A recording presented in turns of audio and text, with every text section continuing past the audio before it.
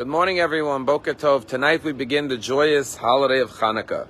Now, there's an old joke that says you could summarize all Jewish holidays in 9 words. They tried to kill us, we won, let's eat. But that's not true about Chanukah, because the Greeks did not want to kill us. They embraced Jews. All they demanded of the Jews was that they give up their spiritual practices, that they stop observing the Torah and the mitzvos, and embrace the philosophy of the Greeks. Dini and I were in Greece this summer. They're very proud of the fact that they are the founders of democracy, which is what the Western world is built on. And indeed, the Greeks made a lot of contributions to the world in terms of philosophy and science and art. But what they lacked was a spiritual dimension. They did not believe in God and divine spirituality. And that's why they did not destroy the temple. They merely defiled all the oil, because they said there's no such thing as pure holy oil and ordinary oil. Oil is oil. It only has physical properties. So they said, go ahead, you want light? Kindle your candelabra. But don't believe that you need a spiritually pure oil to do it.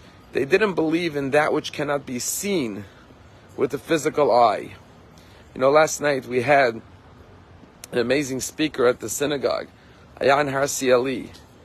And Ayan said that she used to be an atheist, but now she's become a Christian, because she realized that the true values of our society come from the Judeo-Christian values, and that atheism is nihilism.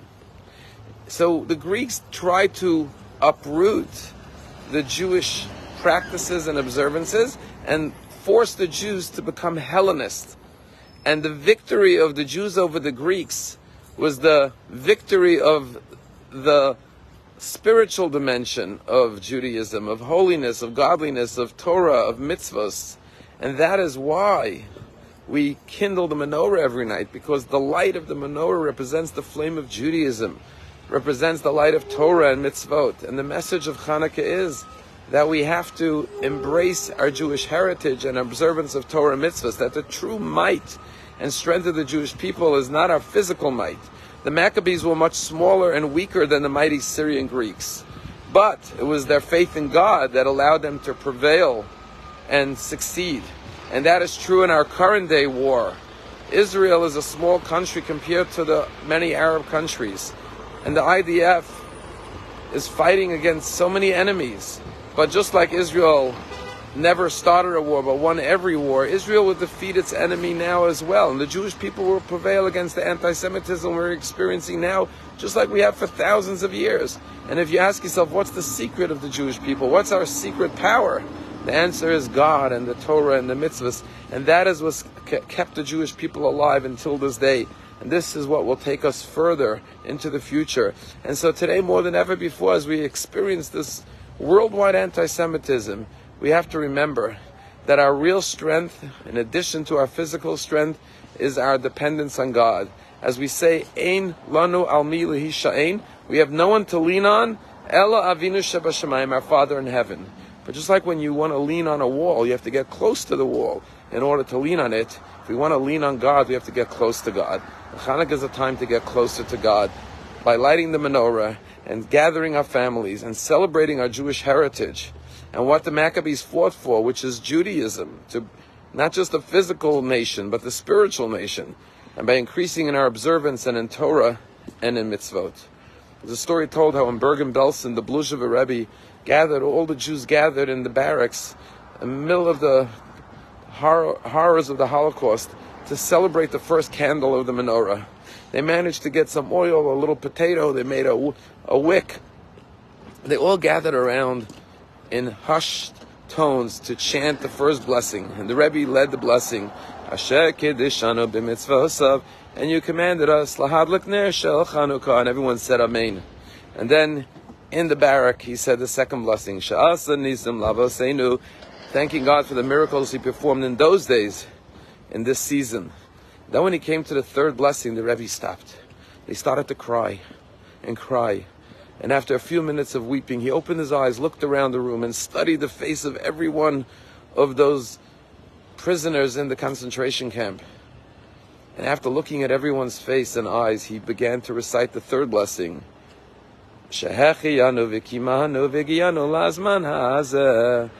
God for having reached this day. And afterwards they asked him, why did you stop before the third blessing? And why did you cry? And why did you look around the room? And why did you only then make the blessing? And he said, before you say a blessing, you think about its meaning. So when I came to the third blessing, I said, I'm going to thank God now for living to see this day. And I said, how can I genuinely thank God for living to see a day when 6 million of our brothers and sisters are being murdered, gassed, the horrors of the Holocaust? Then I opened my eyes and I looked around the room and I saw your faces burning with faith and love for God, and that you didn't lose your trust in Hashem, even in this horrible, horrible, murderous environment where your families are being ripped away, 6 million. And I decided to say the blessing that I lived to merit to see this degree of faith and love amongst the Jewish people. And I think this applies for today. We're lighting the menorah today in difficult times. After so much pain and tragedy, our hostages are still in captivity and darkness. But we're doing it with faith and with love, knowing that God will be with us and we will prevail over this enemy. And therefore we should say the Sha'as and Nisam Lavasena, that we witness to experience such love and unity and faith and trust in God in our day. And with this faith, like the Maccabees, the IDF and the Jewish people will prevail over our enemies, and we will carry on as we always have.